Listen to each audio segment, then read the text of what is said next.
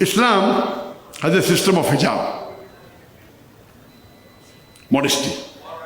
People normally talk about hijab for the women. Allah subhanahu wa ta'ala in the Quran first talks about the hijab for the man and then for the woman.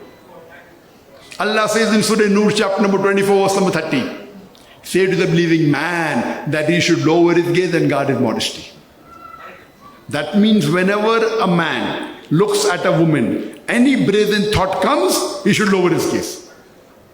Once there was a young Muslim who was staring at a girl for a long time. I said, brother, what are you doing? It's not allowed in Islam. He told me, our beloved Prophet said, the first glance is forgiven, the second is prohibited. I have not completed half my glance.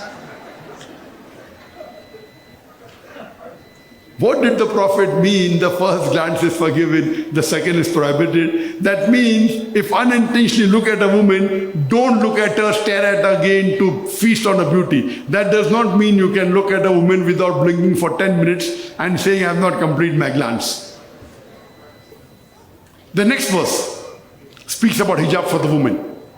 In Surah Nur, chapter number 24, verse number 31.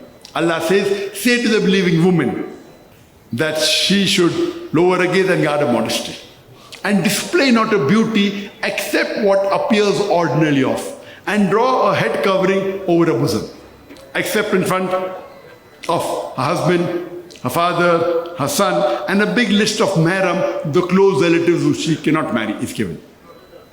There are basically 6 major criteria for hijab mentioned in the Quran and the Sahih Hadith. The first is the extent. That's the only criteria that differs between the male and the female. For the man, it is from the navel to the knee. That's the sadr, extent. For the woman, the complete body should be covered. The only part that can be seen are the hands up to the wrist and the face. But some scholars say even this should be covered. The difference of opinion. The second criteria, the clothes they wear, it should not be transparent or translucent so that you can see through. Point number 3, it should not be so tight-fitting so it reveals the figure. Number 4, it should not be so glamorous so that it attracts the opposite sex. Number 5, it should not resemble that of the unbeliever. You can't wear a cross which is a sign of Christianity. You can't put a tika vermilion which is a sign of Hinduism. And the 6th is, you should not wear clothes that of the opposite sex. Women should not wear clothes that of the man. Man should not wear clothes that of a woman. These are the basic 6 criteria for hijab. After this, first hijab for the man, lower his gaze, then for the woman. After this, the Islamic Sharia says, if any man rapes any woman, capital punishment, death penalty. People say, death penalty? In this age of 21st century, Islam is a barbaric religion. It's a ruthless religion.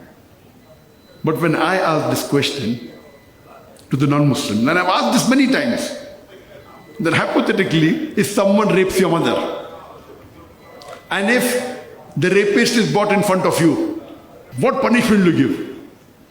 All of them said, we will put him to death. Some went to the extent of saying, we will torture him to death.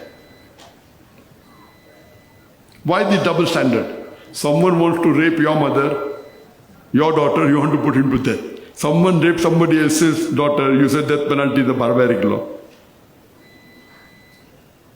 There was one smart Alex in America, when I had gone to America.